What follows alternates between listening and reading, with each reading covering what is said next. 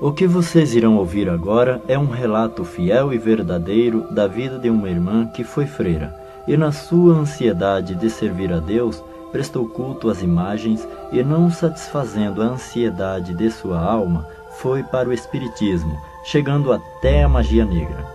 Sabemos que a senhora usou vários nomes. Qual é o seu verdadeiro nome? Meu nome é Dalva de Oliveira Morgado. Irmã, como foi a sua ida para o convento? Aos 8 anos de idade, eu comecei a estudar numa escola de freira e ali eu ficava admirada em ver as freiras usarem roupa diferente das outras mulheres. E procurei saber delas por que elas eram diferentes. E ela explicou para mim que ela era a esposa de Jesus, por isto que ela era separada. E a partir daquele momento eu comecei a sonhar. Eu queria também ser esposa de Jesus. E ali eu comecei a insistir com a minha mãe para me levar para o convento. Mas minha mãe não queria deixar porque eu era a primeira filha dela. E ela tinha muito cuidado e dizia que não, porque eu não poderia mais chegar perto dela, iria ter que viajar e ir para longe. Porém eu insisti muito. E ela me levou para um convento através do arcebispo de Alagoas. Lá no convento, eu comecei a estudar e preparar-me para ser freira. E com 14 anos de idade, eu vesti o hábito de noviça. Até então, eu era uma garota muito feliz. Eu estava estudando e preparando-me com muita ansiedade para ser esposa de Jesus Cristo. Muito bem. Irmã Dalva, e como noviça, a senhora alcançou seu objetivo para ser feliz? Até então, eu me julgava uma moça feliz ali.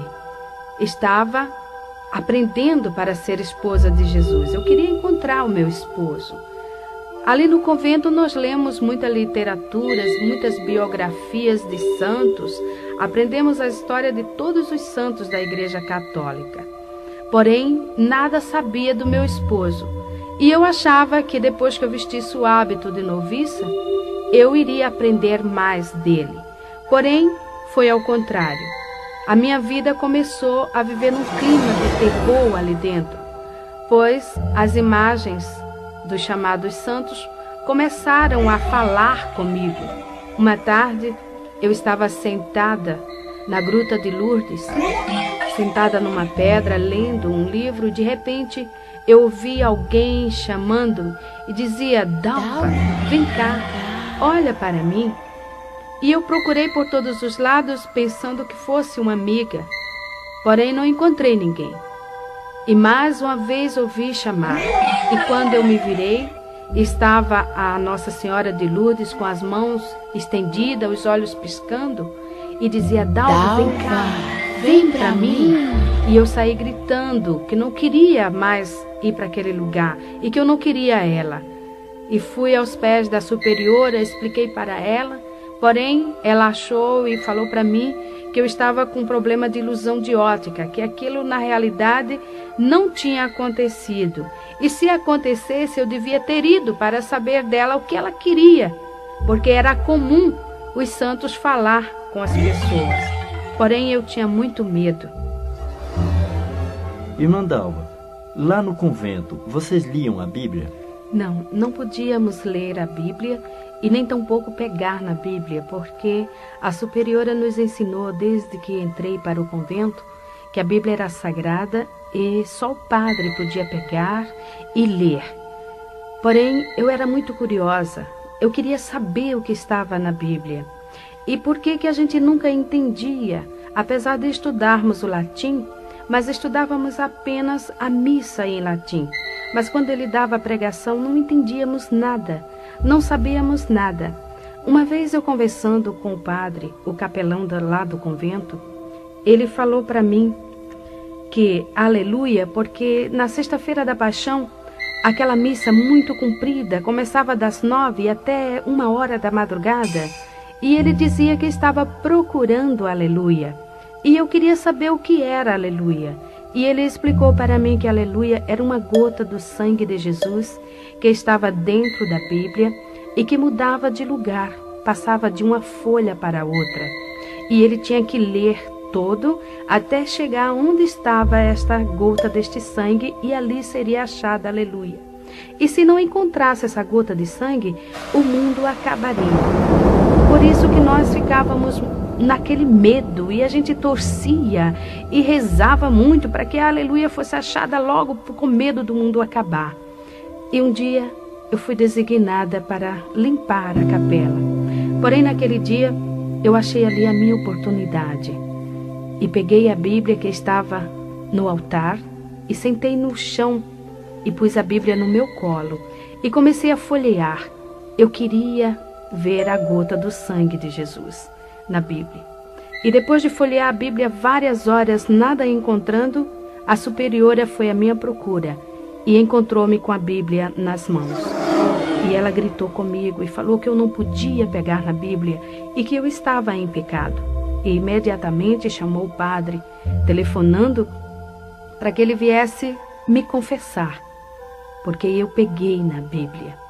Então eu me confessei e ele passou uma penitência para mim de rezar 50 Ave Maria, 50 Pai Nosso, 50 Credo, ato de confissão, isso durante 30 dias. E ainda peguei 33 dias de castigo. Não podia nem almoçar e nem jantar, só tomava o café da manhã. Esta foi a minha penitência, por simplesmente pegar na Bíblia, procurando alguma coisa que fosse do meu esposo, porque isto era o que eu queria, era ser esposa de Jesus. Ocorreu também um fato muito estranho ali no convento. Eu, junto com minhas colegas e as alunas do orfanato, resolvemos brincar de esconde-esconde. E eu tomei a iniciativa de me esconder embaixo do altar, pois eu sabia que ali ia ser difícil as meninas me encontrarem. Porém, quando eu entrei embaixo do altar, encontrei ali um homem deitado. Ele estava seminu e então, no seu corpo havia muitas marcas de batom e sujo. E eu fiquei com medo e ele abriu os braços e tentou me segurar. Aquele homem não era outro, mas o que chamam de muito conhecido como Senhor Morto. É o Senhor que fica na Igreja Católica na Sexta-feira da Paixão para que as pessoas vá beijar. E as marcas de batom ficam no seu corpo e torna-se muito, muito feio. E eu me assustei bastante com aquilo e saí gritando. As freiras me seguraram e aquilo foi tornando cada vez pior. O tempo passou e chegou o dia em que eu iria fazer os votos perpétuos. Então, naquela noite, nós tínhamos que ficar em meditação até as 10 horas da noite no convento, rezando o ofício de Nossa Senhora, meditando do que seria a nossa vida dali para frente. Porém, de repente, eu comecei a ouvir alguém me chamar. E eu comecei a tremer de medo, fiquei arrepiada, eu sentia que meu cabelo estava em pé. E eu procurei pensando que fosse alguma colega, porém não era. E assim na porta da entrada da capela, bem no alto, tinha uma cruz muito grande. Naquela cruz estava presa um Cristo do tamanho natural de um homem. E quando eu olhei para aquele Cristo, ele que fica sempre com o rosto pendido para um lado, ele estava com a cabeça firme, com a cabeça em pé. Os seus olhos piscavam insistentemente. Suas mãos presas na cruz mexiam os dedos no gesto de chamar. E dizia: Dalva, vem cá, olha para mim, vem cá. E eu comecei a gritar, a dizer que eu não queria ele, que eu não queria ir para ele. E eu gritando desta forma, aquelas pinturas do rosto dele tornou-se real. Aquela marca de sangue no peito dele também começou a jorrar e caía pelo chão. E as freiras que vieram me socorrer passavam por baixo daquela porta e sujavam-se no sangue que escorria pelo chão. E eu saía correndo porque eu dizia: não me toque, as suas mãos estão sujas de sangue. E elas fizeram um cerco, me seguraram e esfregavam meu rosto no chão e dizia: veja que aqui não tem sangue. Porém era real. Eu via aquele sangue. Eu passei uma noite muito apavorada e eu chorava muito. De manhã, a superiora chegou para mim e falou: Dalva, você não pode fazer os votos e você não vai vestir o hábito de freira. Você vai para sua casa, vai passar um ano fora. Se você melhorar, você pode voltar a ter mais uma oportunidade de fazer os votos. Irmã Dalva, e depois que a senhora saiu do convento, o que aconteceu? Foi o seguinte, a superiora aconselhou minha tia levar-me em um psiquiatra, porque segundo ela eu tinha problemas psíquicos. Minha tia me levou a uma psicóloga e a um psiquiatra. Fiz um tratamento de 3 meses. A cabo de 3 meses, a psicóloga chamou a minha tia e falou para ela terminar com o tratamento, pois eu era uma moça normal, não tinha problema nenhum. E não adiantava continuar com esse trabalho. Então, eu saí daquela psicóloga e do psiquiatra também, porque ela falou que o que eu podia ter seria alguma coisa de ordem espiritual, e isto já não pertencia mais para ela. Porém, lá no nosso apartamento já estava ocorrendo outros fatos também extraordinários, fenômenos que não sabíamos como explicar, pois de repente alguém jogava pedrinhas, alfinetes, pregos e agulhas em cima de mim, por onde quer que eu passasse. E este fato ocorria até mesmo quando eu estava tomando banho. Era impossível que fosse alguém que jogasse essas pedras, pois nosso apartamento fica na Avenida São João, em cima do edifício do MAP, no 20º andar. Era impossível ser uma pessoa. E a nossa empregada começou a falar que eram os guias, os espíritos que estavam jogando aquelas pedras, aqueles alfinetes, porque eu era médium de berço e que eu precisava ir num centro espírita para desenvolver e também para expulsar aquilo ali. E que se eu não fosse, ela iria pedir as contas, iria sair, não tinha mais condições para ela ficar ali também. E tomamos a decisão que eu iria para o centro espírita mesmo, porque já havia crescido muito. A gente já não podia mais almoçar e nem jantar, pois aqueles fatos ocorriam, jogavam aquelas pedras, aquelas coisas por cima até mesmo dos alimentos. E aquela senhora me levou em um centro espírita de mesa branca de Allan Kardec, na Estrada dos Remédios. Lá, o chefe do centro, que é o que chamam mentor espiritual, ele fez uma série de passes, segundo ele, expulsando e fazendo uma limpeza em mim, tirando aqueles espíritos que estavam fazendo essas coisas lá no apartamento. E ele explicou para nós que esses espíritos eram espíritos de pessoas que haviam falecido, porém não tinham tomado conhecimento de que estavam mortos e achavam-se dono do apartamento. E quem chegasse ali, ele fazia essas coisas para assustar. E quem tinha mediunidade percebia e via. Era o que ocorria comigo. Eu era também deficiente física. Eu tinha osteomielite, ou seja, câncer no meu joelho esquerdo. Minha perna era um pouco mais fina e mais curta que a outra. E quando ele viu isto na minha perna, ele falou que eu era assim porque na reencarnação passada, em uma discussão com uma jovem, eu havia cortado a perna desta jovem. E nesta encarnação, eu teria que pagar o sofrimento que ela passou. E eu gostei, mas comecei a acreditar naquele homem, porque realmente o médico já havia falado que ia chegar numa época em que eu iria cortar a minha perna, porque o câncer, o câncer da osteomielite, ele destrói o osso da perna. É uma dor constante, eu fazia várias infiltrações, raspagens e tudo mais, e sempre a doença acelerada. E eu comecei a desenvolver ali no centro espírita. No centro espírita, nós encontramos os que chamam espíritos familiares. Em Jó, capítulo 7, versículo 9, a palavra de Deus nos diz o seguinte: os que descem à sepultura nunca tornará a subir. Então, o diabo, ele fica camuflado, escondendo a verdade para ludibriar as pessoas.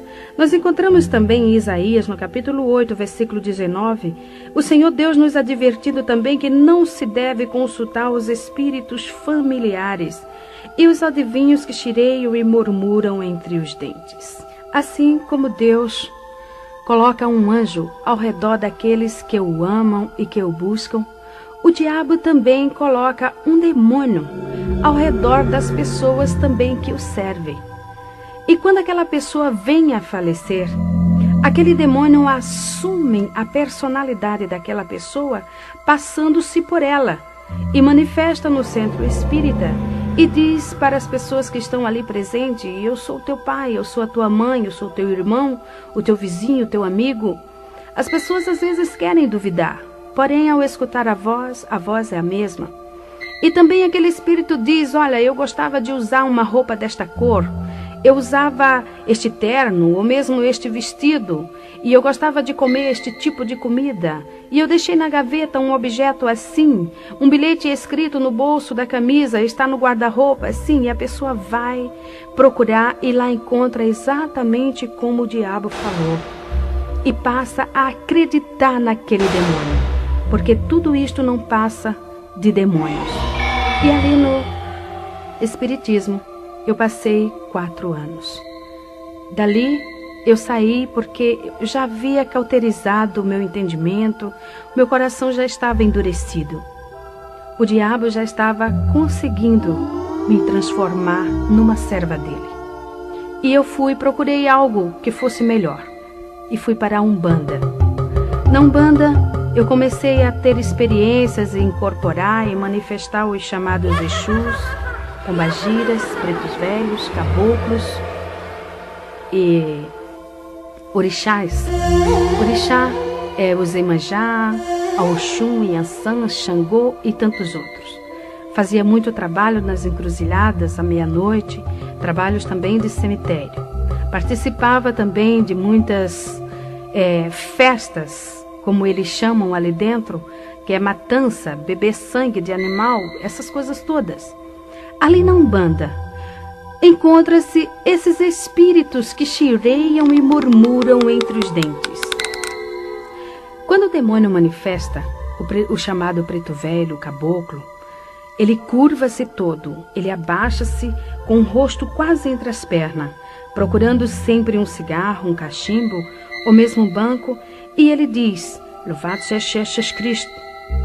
E as pessoas que estão ali ao redor julga entender que o demônio falou: louvado seja nosso Senhor Jesus Cristo. É mentira de Satanás. A pessoa que está com seus ouvidos agravados, o entendimento cego, ela entende: louvado seja nosso Senhor Jesus Cristo. O diabo, ele não pronuncia o nome de Jesus porque ele estremece, simplesmente em pensar no nome do Senhor Jesus. Mas eu também estava cega, eu também estava ludibriada. Meu coração já havia virado uma pedra. E depois de passar quase 5 anos na Umbanda, chegou um dia em que o chefe do terreiro chegou para mim e falou: Dalva, aqui não dá mais para você ficar. Porque aqui ou eu ou você. Você já está sabendo mais do que eu, você já recebe mais entidades do que eu. Os trabalhos mais pesados já é você que faz. Então procura algo mais forte. Sai daqui. Irmã Dalva, segundo essa expressão do chefe do terreiro, o que significa essa palavra mais forte, um lugar mais forte? É o seguinte, a Umbanda tem uma grande diferença do Candomblé. Na Umbanda eles julgam-se, os umbandistas julgam-se que eles fazem somente o bem, eles não fazem o mal, eles só procuram ajudar. E não tem essas matanças, não raspa a cabeça, não faz essas coisas. O diabo ali, ele é mais sutil, enganando as pessoas, com essa história de que os pretos velhos são os negros africanos, os caboclos são os índios que morrem, enganando assim as pessoas. Lembro-me bem quando eu estava na Umbanda uma vez, o preto velho manifestou e falou: quando o meu senhor batia em mim, ele me colocava em cima de uma pedra de gelo, até aquele gelo derreter. Eu estava ali sentado naquela pedra e ficava todo congelado. Hoje eu sei que o diabo estava mentindo, porque naquela época não havia geladeira. O homem ainda não havia inventado geladeira. Como aquele homem podia estar em cima de uma pedra de gelo? Mas quando estamos ali, somos cegos, não observamos essas coisas, totalmente cegos. Então, eu fui para o candomblé. O candomblé é mais forte do que a Umbanda, porque lá eles têm os chamados segredos de camarinha, os fundamentos, como eles chamam. É uma religião, agora ela é religião. Ele veio da África para o Brasil e assumiu um poder muito grande aqui no Brasil, onde existem muitos adeptos, inclusive muitas autoridades, muitas pessoas aí de grande cultura, pertencendo ao candomblé, achando que está fazendo uma grande coisa. A diferença é essa, que o candomblé ele é mais forte. O diabo ali ele já está mais, assim, vamos dizer, aberto. Ele já se mostra mais com maior poder. Ele mostra a força que ele tem e o domínio que ele assume nas pessoas. Então, ali no candomblé, eu entrei de roncó para fazer cabeça. Irmã Dalva, uma pergunta. O que significa essa palavra roncó? Roncó é um quarto pequeno, sem janelas. Ele só tem uma porta de entrada. A pessoa fica ali recolhida durante 30 dias, quase nua. Usa apenas uma saia amarrada no alto dos seios, deitada em uma esteira que eles chamam na linguagem africana de cissa. E ali eles passam 30 dias tomando banho de abor. Abor é um banho de águas misturadas com ervas e sangue de animal. Esta água ela fica em um vaso grande, enterrado durante 30 dias, ali curtindo. Ali cria bichos, muitas larvas. E é com esta água que a pessoa que está recolhida toma banho 30 dias. Às vezes, quando despeja água no corpo, aquela água fedida, escorre até os bichinhos pelo corpo. E a pessoa também fica manifestada com um demônio que chama-se Herê. Herê é um espírito de criança, que se passa por criança, manifesta na pessoa. A pessoa fica ali, porque segundo os orixás, a criança tem mais facilidade para aprender. E a pessoa entra de roncó para aprender a dançar, a cantar e a falar o dialeto africano. O candomblé que eu entrei era da nação de Angola, mas ali dentro a gente aprende o Jexá, o Queto e a Angola. Ali fiquei 30 dias, eles rasparam a minha cabeça totalmente. Fiquei 30 dias manifestada com este demônio. E o que ocorre, às vezes, quando toma aquele banho que os bichinhos ficam andando no corpo, o Herê, o demônio que está na pessoa, pega aqueles bichinhos e vai comendo. Com isso, nós vemos que o diabo é sujo. E tudo quanto está ao seu redor, e ele procura também levar a pessoa no mais baixo grau, levando a comer sujeira, a comer larvas. A pessoa fica ali dentro, a comida que vem são comidas que vêm sempre misturadas com sangue. São comidas, a gente não come o arroz, o feijão natural, é sempre aquelas folhas maceradas, é sempre coisas totalmente diferentes de um alimento normal de um ser humano. E depois de 30 dias que está passando por esta fase toda, que já aprendeu a dançar, já foi raspada a cabeça, então dá-se a matança de 21 animais.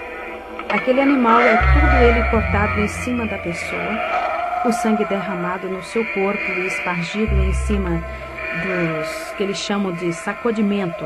São comidas que ficam ali expostas em tigelas e também pega-se com uma pedra que chama otá. Ali fica preso naquela pedra a vida da pessoa. Tudo que o pai de santo ou a mãe de santo quiser fazer com a pessoa, pega aquela pedra e chama pelo nome do orixá através daquela pessoa, porque a pessoa também recebe o nome do orixá, o nome que o próprio orixá vai dar no dia da saída dele, que chama saída do santo.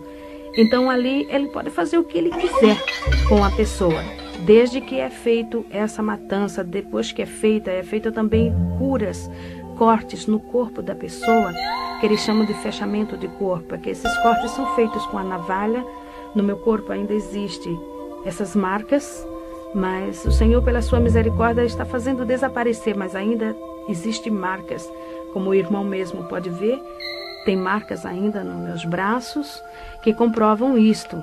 São as curas feitas. Também eles cortam no alto da cabeça, onde vai ser derramado o sangue, que eles chamam de axé. E depois o orixá sai para dar o nome. Irmã Dalva, o que é orixá? Orixá é uma palavra africana que vem do jeje. Então orixá significa santo para ele. E em vez de chamar santo, chama orixá. Por isso que dá-se o nome de pai de santo, ou seja, pai de orixá. E a pessoa recebe o santo. A pessoa tem o santo de frente, tem o do lado esquerdo e o do lado esquerdo, do lado direito. Então o de frente, que é o pai ou a mãe. No meu caso, eu tinha o santo que eles chamavam o Oxum Apará e o Logum Edé. Que esses orixás, a Oxum Apará, segundo eles diziam que era uma santa guerreira. Por isso que eu era muito agitada, muito bagunceira, muito briguenta. E também o Logum Edé. Logum Edé é um príncipe de Satanás. Fiquei sabendo isso depois que eu me encontrei com Jesus. Ele saiu. Então, ele saiu, foi ele que fez a festa, uma festa de 3 dias, dia e noite, tocando e a gente dançando, ali manifestada naqueles demônios. Primeiro sai o erê. O erê, ele sai todo pintado, com bolinhas brancas na cabeça, totalmente raspada. Depois sai a que chamam mãe de cabeça, que no caso seria o Oxum Apará. E depois sai o último, que era o pai, o Logum Edé. Todos eles vestidos tipicamente.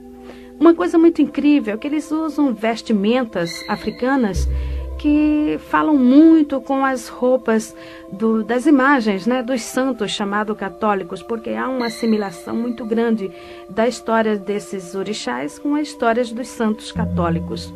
Por isso que os africanos, o Brasil aceitou muito o sincronismo do africano aqui no Brasil devido à história desses orixás.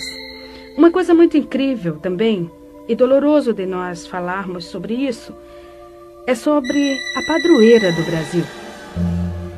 Porque nós sabemos do candomblé que esta estátua é uma estátua africana. Ela veio junto com os negros, no navio negreiro, em um dos navios.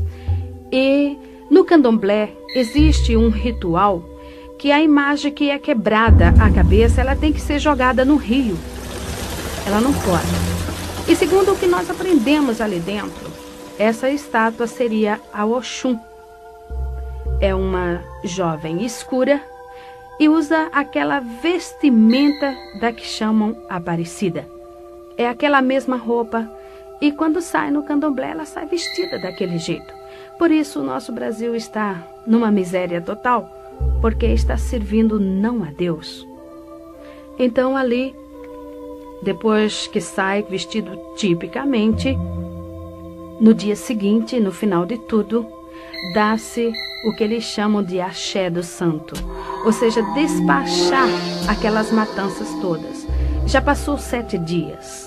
As vísceras dos animais são fervidas em azeite do dendê e colocadas no altar, ali no roncó, para depois levar para o quarto do santo. Aquelas coisas ali expostas ficam podres depois de 3 dias. Mas a mãe de santo, o pai de santo, manifesta a Iaô, porque quando a pessoa entra de roncó é para ser Iaô, ou seja, inicianda. A palavra Iaô significa inicianda, ou seja, aprendiz. Ela vai aprender para mais tarde ser mãe de santo de candomblé. Então, ali dentro, ela manifesta de novo no santo e a mãe de santo tira pedaços daquelas vísceras que já estão totalmente estragadas e dá para o santo comer. Então, a pessoa come aquelas vísceras, metade quase daquelas vísceras estragadas. E eles ainda pegam a cabeça dos animais, cozinham misturada com farinha, até os ossos derreterem. Depois que derrete tudo aquilo, fica aquele pirão. Então ali o erê manifesta e senta ao redor daquela panela e come tudo aquilo, deixando apenas os ossos, que vai ficar junto com aquela pedrinha chamada otá. Porque ali está o que eles chamam de fundamentos. É o fundamento da Iaô.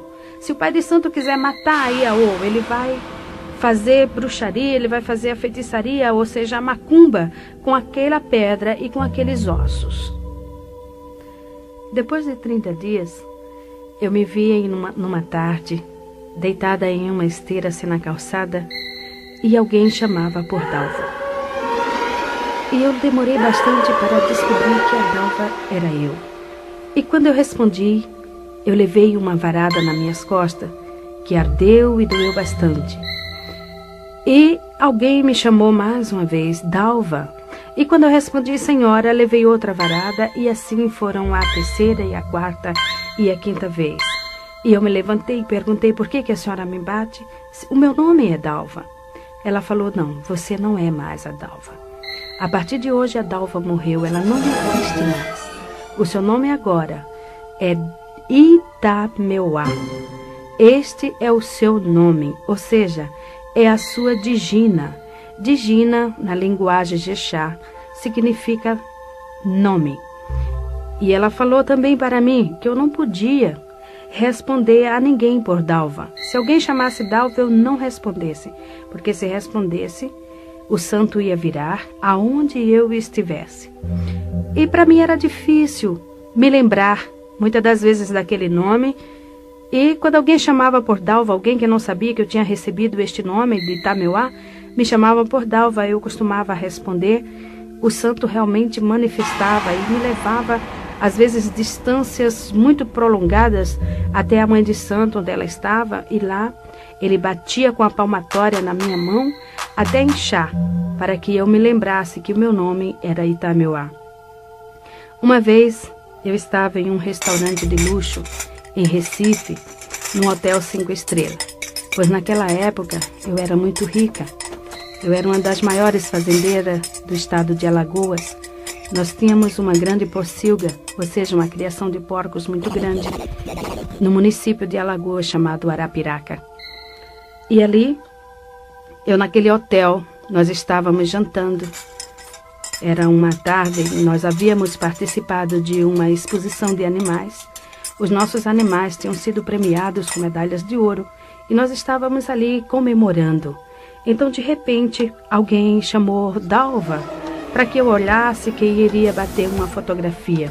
E quando eu me virei respondendo, o Herê manifestou em mim e começou a virar as mesas. Começou a jogar macarrão, carne, doce em cima das pessoas. E no outro dia estava o meu nome estampado nas colunas sociais, como a maior fazendeira fez escândalo num hotel de luxo. O diabo, ele não estava tão somente satisfeito em me aprisionar. Eu já não tinha mais coração. Era uma pedra, eu não tinha sentimentos. Fazia anos que eu não sabia o que era derramar uma lágrima. Para que os irmãos tenham uma ideia, em uma discussão com meu esposo, lá na fazenda, eu estava nessa época tirando uma Iaô de Roncó. Então, E essa Iaô, o santo dela era Obaluaê. E segundo o que nós aprendíamos, e havia aprendido, Obaluaê era o dono dos porcos. E nessa briga que eu tive com meu marido, porque eu tinha separado para mim alguns porcos para matança de animais lá do candomblé e para vender também. Era a minha parte, era a minha cota. Eu não queria que ele pegasse ali. Então, nessa discussão, porque ele havia pego os animais e vendido sem me consultar. E eu falei com bastante ira, eu disse, agora eu estou indo para o candomblé. Eu vou tirar uma Iaô de Obaluaê. E se realmente Obaluaê é o dono dos porcos, eu quero que ele tome conta desses porcos todos, de tudo quanto aqui tenha, e me dê conta. Eu quero que ele preste conta para mim de tudo. Eu falei isso e entrei no carro e fui para o candomblé. Uma semana depois, era de madrugada quando o nosso vigia bateu na minha porta e falou, Dona Dalva, tem 10 animais mortos. E ali era apenas o início. Rapidamente, em 21 dias, morreram todos os animais. Realmente, o diabo havia prestado conta do que eu havia falado. Realmente ele mostrou que ele era o dono dos porcos. Só que eu fiquei na miséria. Tinha uma dívida grande no banco para pagar e não sabia como. E outra pessoa resgatou a fazenda. E tivemos que largar tudo e sair sem nada. O diabo, ele não tem amor a ninguém. Nem mesmo aqueles seus adeptos, nem mesmo aqueles que estão servindo a ele, pois eu era uma serva de Satanás naquela época. Eu servia mesmo, eu fazia tudo quanto ele queria. Eu só comia o que o diabo determinava. Eu só vestia o que ele determinava. Cada dia da semana eu tinha que vestir uma roupa diferente na cor que ele escolhia. Eu não podia comer determinadas comidas e se eu comesse eu caía de cama doente, eu ficava enferma, ele batia em mim e eu vivia numa vida totalmente oprimida. E durante este tempo eu fiquei 7 anos aprendendo ali com a mãe de santo para ser mãe de santo de Candomblé. Depois desses anos, eu fui mais uma vez recolhida de Roncó, dessa feita para ser mãe de santo de Candomblé, aprender as cantorias do africano, as danças e os segredos de Camarinhas. Irmã Dalva, o que vem a ser segredos de Camarinha? Segredos de Camarinhas são o que eles chamam de fundamentos, ou seja, as palavras, as rezas que eles falam quando estão raspando a cabeça das pessoas, quando eles estão cortando os animais, os pedidos que eles fazem, aprender a jogar búzios, a ler a mão, a ler cartas e outras coisas. Também como fazer feitiços, como fazer bruxarias, cada tipo de bruxaria diferente, as rezas, essas coisas todas. Estes são os segredos de Camarinha. Como mãe de santo, eu abri terreiro em Arapiraca, no estado de Alagoas, foi o primeiro. O segundo foi em São Paulo, no Jardim São Paulo, lá em Guaianazes. O terceiro foi no Rio de Janeiro e outro em Londrina, no Paraná. Como mãe de santo, eu já estava totalmente dominada pelo Satanás.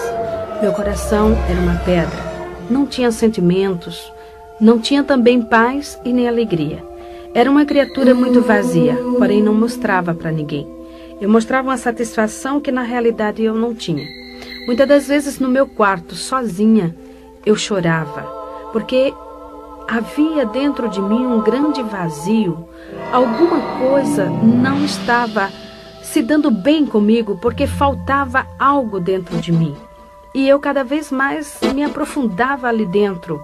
Vivia constantemente raspando cabeça de outras pessoas, ou seja, recolhendo iaô de Roncó e fazendo macumbas. Era convidada para ir em outros estados fazer bruxarias e feitiçarias.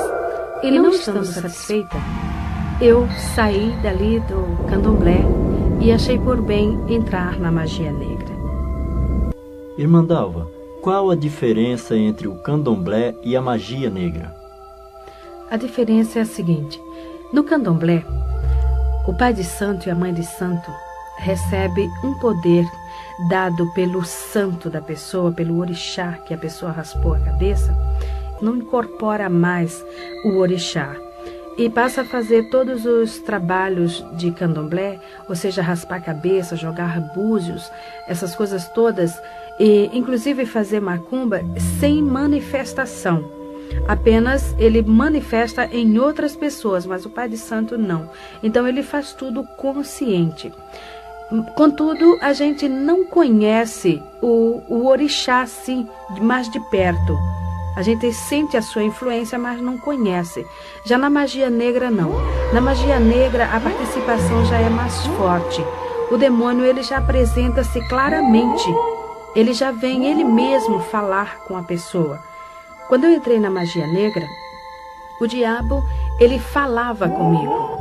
Toda meia-noite eu sentava na mesa, acendia uma vela e ele vinha, puxava outra cadeira e sentava-se em minha frente. E ali ele me ensinava feitiços, bruxarias. Muitos feitiços ele me ensinou e muitas bruxarias. Eu vivia fazendo tudo quanto ele me mandava. Uma vez eu estava com 6 meses de grávida, na minha terceira gravidez. E eu fui fazer um trabalho de bruxaria no cemitério de Guaianazes à meia-noite. E eu tinha que pular o muro. E nesse trabalho eu teria que desenterrar um defunto de 3 dias, cortar a sua garganta e fazer o feitiço ali dentro e depois cobrir de novo. E quando eu pulei o muro, levando navalha, faca, levando as farofas, levando aquelas coisas todas que o diabo designava, eu caí de mau jeito e comecei a sentir dores e entrei em trabalho de parto ali. Mesmo assim, eu fui até a cova, onde durante o dia eu já havia marcado qual era, e consegui desenterrar o defunto e fazer tudo aquilo que o diabo havia mandado. Porém, 2 dias depois eu estava no hospital e perdi meu filho, que nasceu morto. E assim eu continuei. E eu fazia várias perguntas para o diabo. Ele apresentava-se para mim. Muita gente pensa o seguinte, que o diabo é feio, é preto, é torto, é aleijado, tem rabo, tem chifre. Porém, ele não é assim. Ele é um homem e, por sinal, ele é muito bonito. Por isso que ele engana as pessoas. Porque as pessoas julgam que o diabo é feio e, no entanto, ele apresenta-se muito belo, muito bonito e muito inteligente, por sinal. Ele fala também um português muito correto, uma linguagem perfeita. Ele falou também como ele agia nos bailes, nas discotecas. E uma vez eu pude observar também. Ele fica nas costas das pessoas, dançando junto com as pessoas. E depois ele começa a soprar no ouvido das pessoas, mandando fazer algum gracejo com a esposa ou com a namorada do outro. E assim começam as brigas. E quando começa a discussão, os tapas, então ele encosta-se na parede e começa a dar risada e rola pelo chão, balançando com as pernas. E as pessoas que não sabem correm atrás dessas coisas, não sabendo que é o diabo que está induzindo para elas. Uma outra pergunta também que eu fiz para o diabo foi sobre as velas. Eu não conseguia entender por que o diabo pedia tantas velas. Por que ele, quando ia fazer um despacho, ele pedia sempre 21 velas, 70 velas? E por que tantas velas? Então ele explicou para mim. Foi quando eu descobri que o diabo ele não tinha luz. Ele falou para mim, olha, Itameuá, eu não enxergo a luz. Eu falei, mas e o sol? O sol brilha e durante o dia? Ele falou, não, eu não enxergo o sol. Eu não vejo luz nenhuma. A única luz que eu vejo é a luz da vela. Por isso que eu peço bastante vela. E os meus companheiros também pedem, porque aonde tem uma vela acesa, eu e os meus colegas vamos juntos. Porém, eu quero deixar aqui um lembrete seguinte. Não é aquela vela que o servo de Deus acende na sua casa quando falta luz. São velas oferecidas e sacrificadas aos demônios. Essas velas que se acendem às segundas-feiras para as santas almas benditas, para as almas das pessoas que morrem. Muitos costumam até acender atrás da porta. Não faça isso. Você está atraindo legiões de demônios para a sua casa. Com isso, a sua vida é um inferno. Nada dá certo. É uma opressão que o diabo dá para as pessoas, porque eles ficam alojados, esperando que você acenda mais vela. Por isso que a palavra de Deus diz que todo aquele que está em pecado é trevas. E a trevas não se mistura com a luz. Por isso que o diabo é treva. Você precisa também buscar a luz, porque Jesus falou, vós sois a luz do mundo. Quem tem a luz não anda em trevas, porque o que anda nas trevas é o diabo. E esse nós temos que tirar da nossa vida. Então também eu fiz uma outra pergunta para o diabo. Eu queria saber por que aquelas imagens de esculturas, os chamados santos lá do convento, viviam falando comigo, me chamando e tentavam muitas das vezes até segurar-me. E ele começou a dar risada e olhando para mim ele falou, ora Itameuá, era eu. Eu falei, mas como você? Ele disse, é muito simples. Cada imagem, ela tem um espaço vazio dentro de si. é o espaço exato que me cabe. Eu fico dentro da imagem ou atrás, para ouvir o que as pessoas estão pedindo para poder fazer. E assim, com isso, elas estão me seguindo.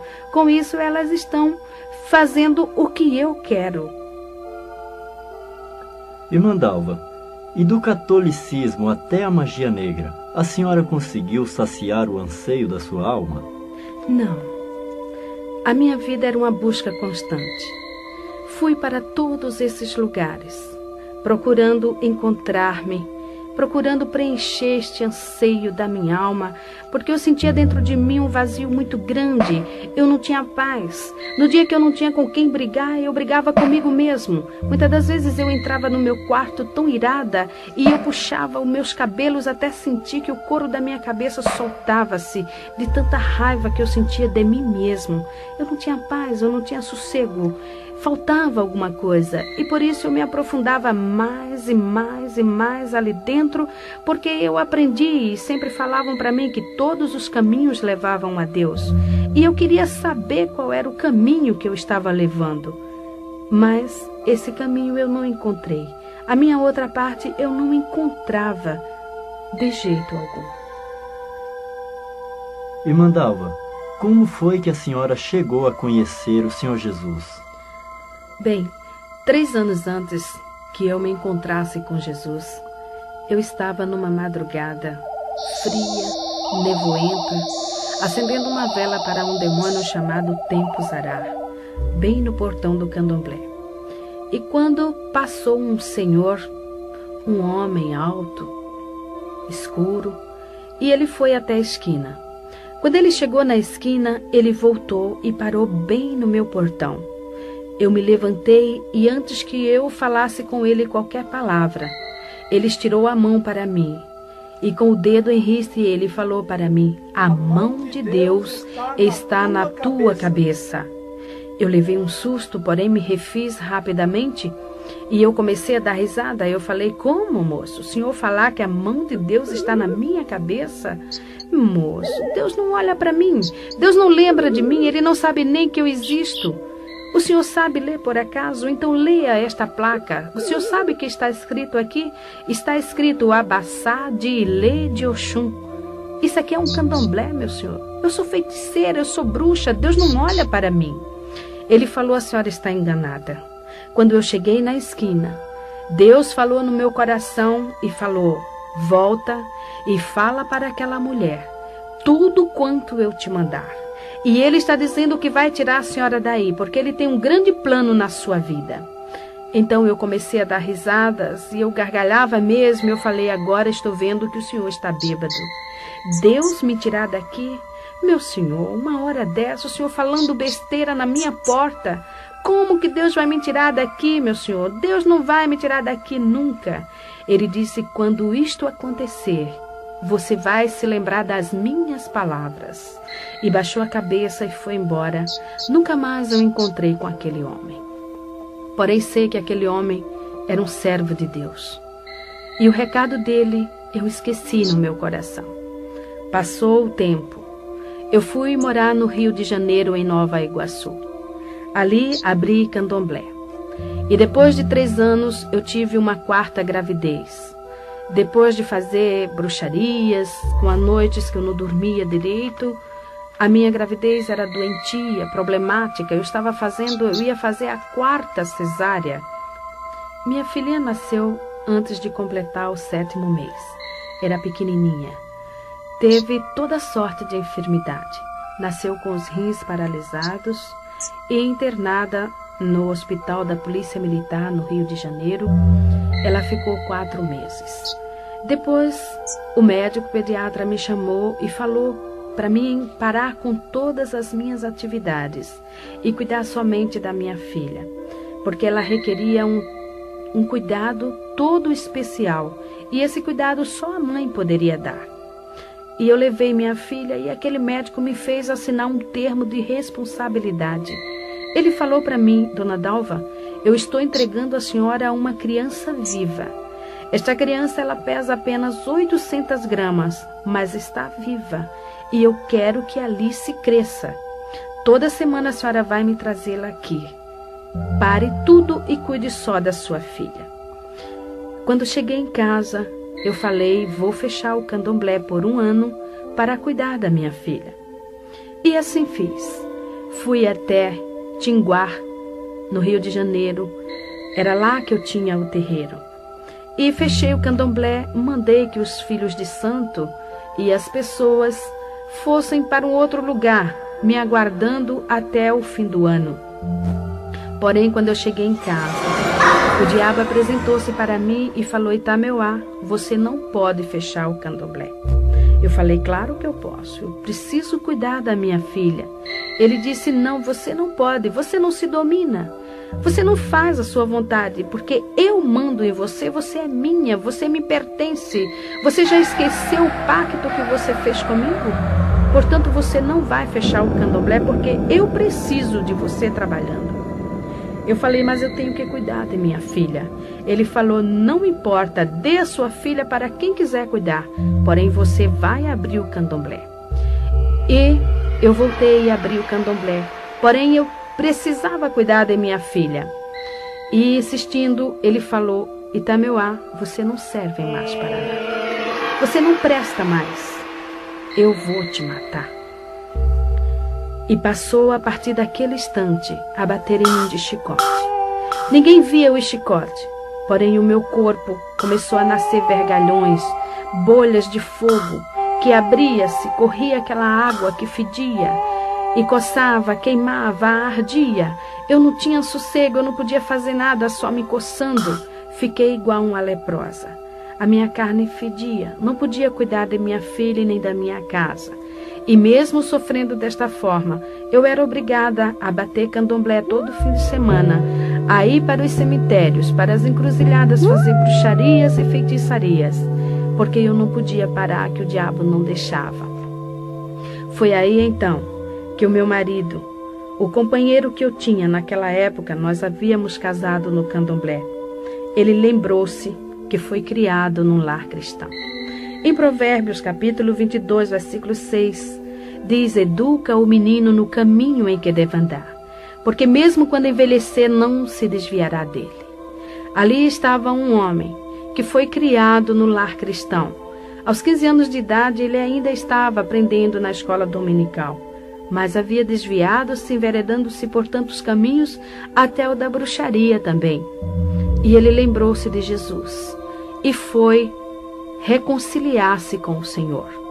Ali ele libertou-se também, encontrando-se com Jesus, e juntou-se ao círculo de oração e começou a jejuar e orar junto com as irmãs, para que Deus quebrasse as forças do diabo, para que Deus fechasse o candomblé, para que Deus tirasse todas aquelas pessoas, aqueles chamados filhos de santo, e as pessoas que iam ali para jogar búzios. E a oração do justo pode muito em seus efeitos.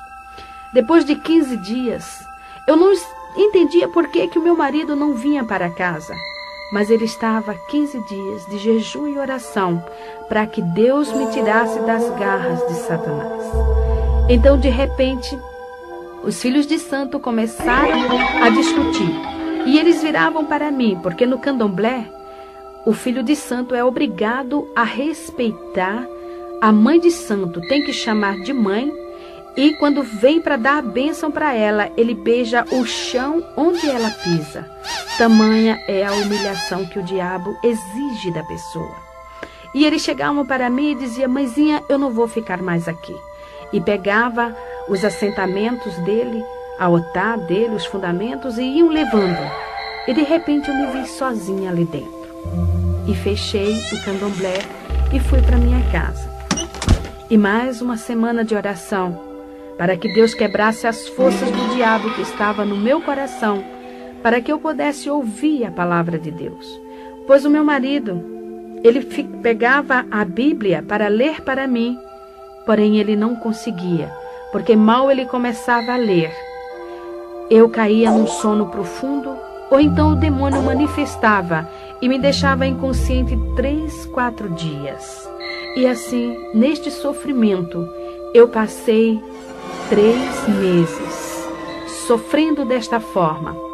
Porém, as orações, Deus começou a operar. O diabo começou a ver-se quebrado. E chegou para mim numa noite e falou: Itameuá, fala para o Ari te dar dinheiro e comprar tudo quanto for necessário e faz uma obrigação. Faz um bori, porque eu resolvi te perdoar. Irmã Dalva, o diabo perdoou mesmo a senhora? Não, foi um falso perdão.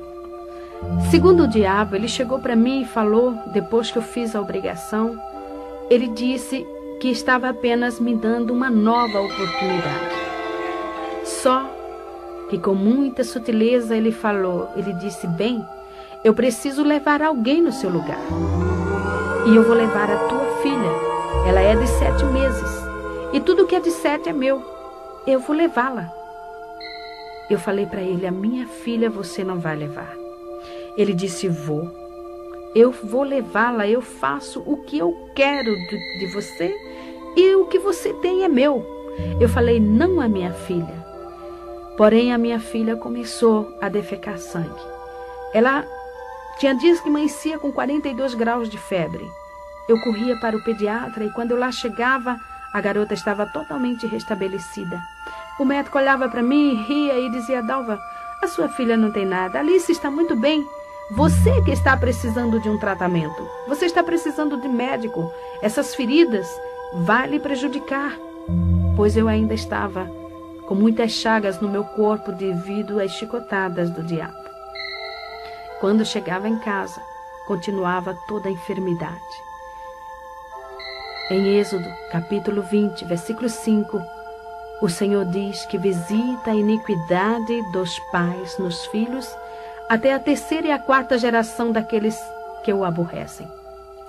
Enquanto o diabo estava batendo em mim, eu estava acomodada, eu aceitava as suas chicotadas, eu não tinha força para lutar com ele, pois eu tinha consciência do que eu havia feito. Eu era uma pessoa realmente dependente do diabo. E eu aceitava tudo o que ele fazia porque eu tinha medo, eu temia, e eu sabia mesmo que ele iria me matar. Porém, eu estava confiando que ele fosse realmente me dar esta oportunidade.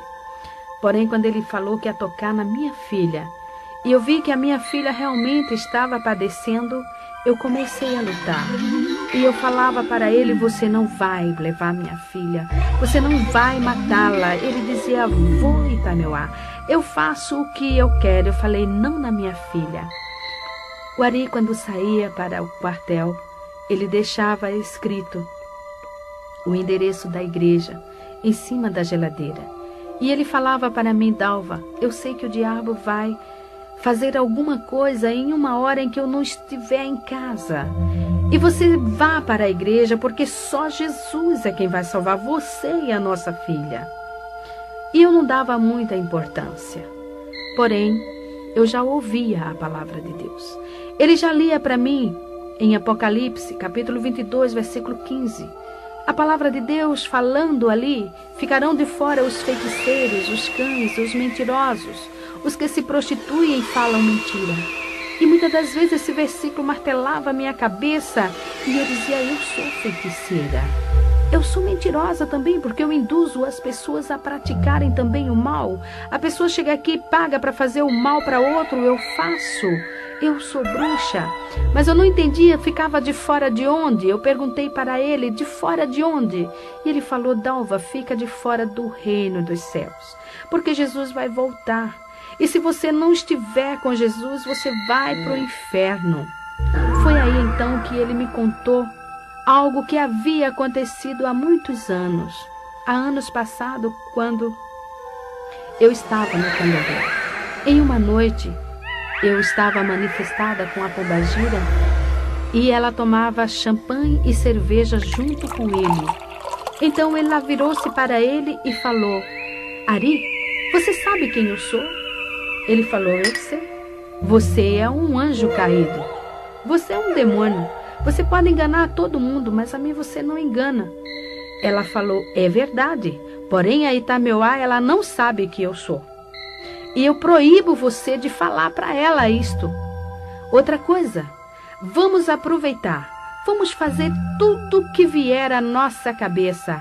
Vamos fazer bastante coisas no mundo, porque o homem lá de cima já está voltando.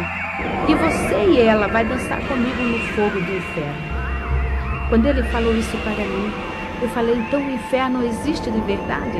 Eu achava que o inferno fosse aqui, fosse aquela vida que eu levava, mas existia um inferno maior. E como era a pombagira que havia falado, eu passei a dar mais crença. Quando a minha mãe, que era uma serva de Deus, falava para mim, Dalva, Jesus vai voltar, isso é diabo. Eu dava risada na cara dela, começava a dizer aqui, Jesus vai voltar, só se ele for trouxa, minha mãe. Jesus veio aqui, puseram ele numa cruz, se ele voltar agora, vão pôr ele no paredão e vão metralhar ele. E a senhora vem com essa de Jesus voltar, isso é conto de fada. Eu achava que era história. Porém, ali estava um demônio chamado Pombagira, afirmando que o homem, o filho do homem, estava voltando. E eu iria ficar de fora. E foi assim que naquela noite eu estava com a minha filha sentada no tapete, encostada às minhas pernas. Eu estava ouvindo um disco que, por sinal, de macumba. Quando de repente a minha filha deu um grito e caiu de costas. E quando eu olhei para minha filha, ali o Senhor Deus abriu meus olhos. E eu vi aquele demônio que eu achava tão lindo, tão belo, que eu amava, que eu adorava. Ele estava agarrado ao pescoço da minha filha e as unhas dele eram tão grandes, entravam no pescoço da minha filha, como sugando a vidinha dela. Ela apenas estremecia sem poder respirar ou gritar. E eu peguei minha filha no colo e eu falei para ele, agora eu sei que você é diabo. Ele começou a dar risada. Eu falei, só que você não vai matar a minha filha, porque eu vou levá-la para a igreja. Ele disse, se você for, eu vou matar você na porta da igreja. Eu falei, a mim você mata, mas a minha filha você não vai matar. E saí correndo, peguei o endereço em cima da geladeira, pus a minha filha no colo. Havia em casa minha irmã, uma jovem de 15 anos, paralítica, pois ela não tinha os ossos dos pés. Porque um dia, em São Paulo, eu comprei um carro na sexta-feira. E no domingo, um outro carro veio na contramão, batendo de frente. O meu carro ficou totalmente amassado. E as pernas da minha irmã ficou presa nas ferragens, esmagando os ossos dos seus pés. Eu também quase fiquei paralítica, pois tive que segurar o volante do carro com o meu braço direito para que não entrasse no meu tórax. Porém, saí do carro, a minha mãe afundou o crânio, pois bateu fortemente. Minhas filhas não morreram, porque estavam sentadas no banco traseiro e foi jogada para o teto do carro. Então, o nosso carro foi vendido para Ferro Velho. Minha irmã foi para o hospital. Lá foi feita a cirurgia, tirando os ossos dos seus pés esmagados. Ficou paralítica. Já havia 3 anos que ela estava. Ela só andava de gatinhas ou de joelhos. Uma jovem que já ia completar 18 anos. Então ali, vendo minha filhinha morrendo, arrastei a minha irmã de joelho pela rua, com a minha filha no colo apenas estremecendo. O diabo manifestou em um rapazinho que morava lá conosco e ajudava nos trabalhos de macumba e começou a me xingar. Saiu pelo meio da rua me xingando de tudo quanto era palavrão, falando horrores e dizendo que assim que eu chegasse na igreja, ele iria me matar. Porém, eu não dava ouvidos. Apenas eu olhava para minha filha e cada vez que ela estremecia, eu não me atrevia a pronunciar o nome de Jesus. Eu sabia que eu era indigna de pronunciar o nome de Jesus, mas eu olhava para ela e eu dizia, Jesus dos crentes, não deixa minha filha morrer. E desta forma cheguei na igreja. Entrei correndo com a minha filha no colo, minha irmã arrastando-se de joelho, e joguei minha filha no colo do pastor e falei, ore por ela, salve minha filha, porque o diabo está matando. Se o Senhor tem poder, faça alguma coisa cure a minha filha.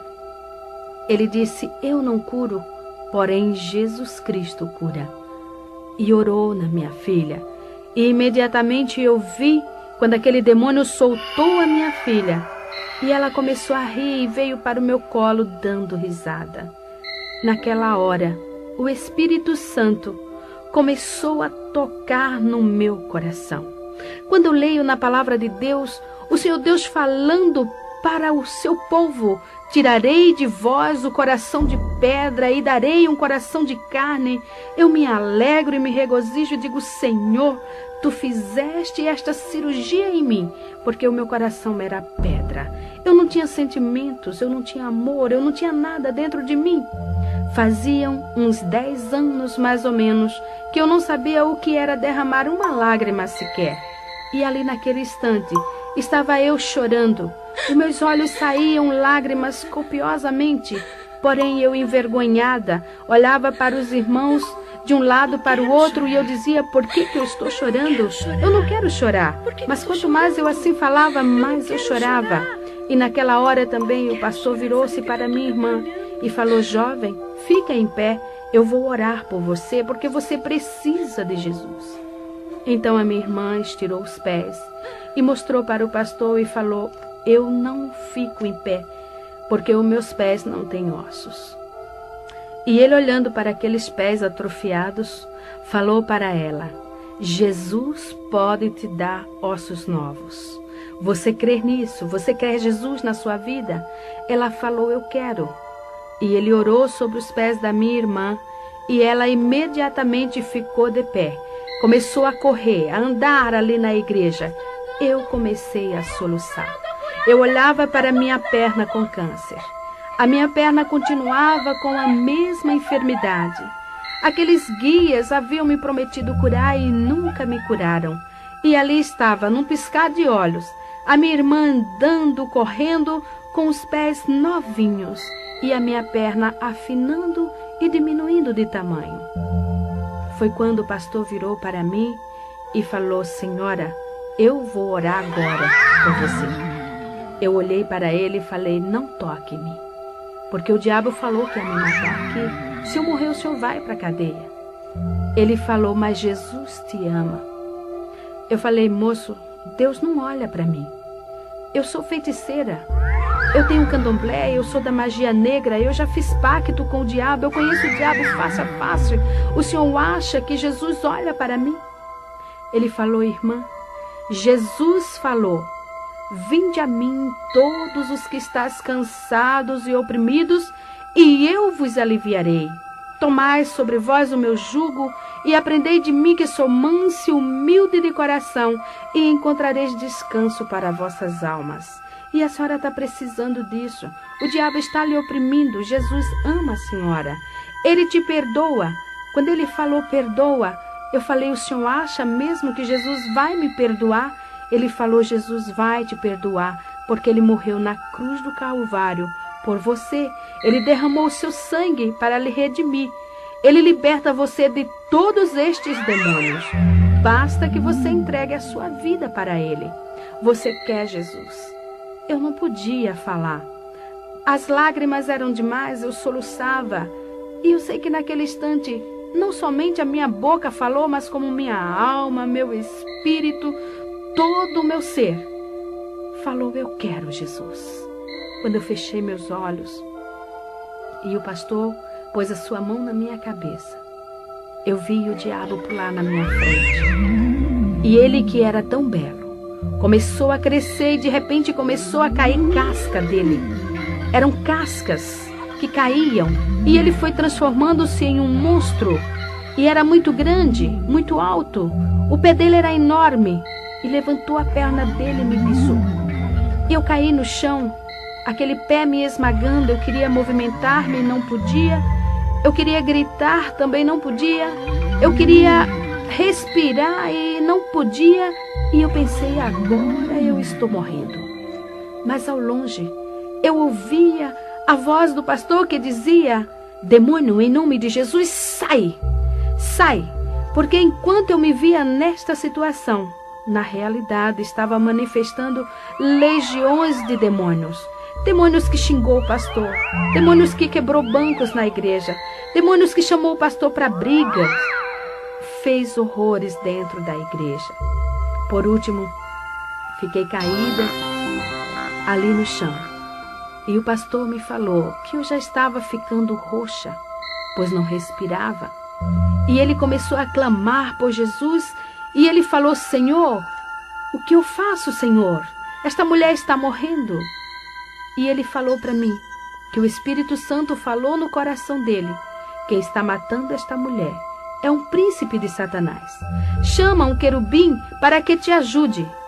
E eu ouvi a voz dele bem distante falar: Senhor, manda um querubim para expulsar esse espírito de Satanás que está matando esta mulher. E eu vi uma mão que brilhava passar pelo telhado. Era uma mão muito bonita. Pegou na perna daquele monstro e saiu levando. Uma simples mão, levando um monstro tão grande. E eu sei que era a mão do meu Jesus, porque naquela mão havia uma cicatriz. E era a cicatriz do prego que furou a mão de Jesus. Aquela mão, eu sei e tenho certeza que era a mesma mão que aquele servo de Deus 3 anos antes tinha visto sobre a minha cabeça. Realmente ali estava cumprindo-se a profecia que o Senhor havia falado na boca daquele servo. Me levantei ali do chão, leve. Eu não sentia o chão nos meus pés. Sentei no banco e comecei a lembrar de tudo quanto eu havia praticado e feito, e como Jesus era bom. Eu estava leve, aquele fardo havia tirado, realmente o Senhor havia levado o meu fardo. Eu não tinha mais raiva dentro de mim, não tinha mais ira. Realmente eu estava transformada, realmente eu estava ali nascendo uma nova criatura. Mandalva, agora com Jesus eu creio que a senhora conseguiu satisfazer o anseio da sua alma, não é verdade? É sim. Agora eu posso afirmar que sou uma mulher realizada. Tudo quanto eu queria para a minha vida, tudo quanto eu desejava ter, hoje eu tenho, porque eu tenho paz. Hoje eu deito no meu travesseiro e durmo o sono dos justos, porque eu sei que Jesus está cuidando de mim. Eu sei que o seu Espírito está dentro do meu ser, porque Jesus falou: vós sois o templo do Espírito Santo. E Ele tem me guiado, Ele tem me ensinado, Ele tem me orientado e tem me separado para esta obra. Então eu sou feliz. Também 3 anos depois, Jesus me curou do câncer na perna. Me deu uma perna nova, minha perna hoje é igual à outra. E esses anos tenho trabalhado para o Senhor. Sou feliz, porque eu já fui uma mulher milionária financeiramente, mas hoje eu sou muito mais espiritualmente. E tudo isso eu devo a Jesus Cristo. E para terminar, quero deixar em louvor ao nome do Senhor estes versículos. Amo ao Senhor, porque Ele ouviu a minha voz e a minha súplica, porque inclinou para mim os seus ouvidos, portanto invocá-lo-ei enquanto viver. Cordéis da morte me cercaram, e a angústia do inferno se apoderaram de mim. Encontrei aperto e tristezas. Então invoquei o nome do Senhor. Ó Senhor, livra a minha alma. Misericordioso e justo é o nosso Deus. Estava abatida, mas Ele me livrou. Porque Tu, Senhor, livraste a minha alma da morte, os meus olhos das lágrimas e os meus pés da queda. Ó Senhor, deveras sou Tua serva. Soltaste as minhas ataduras. Oferecer-te-ei sacrifícios de louvor e invocarei o nome do Senhor na presença de todos os povos. Amém, amém.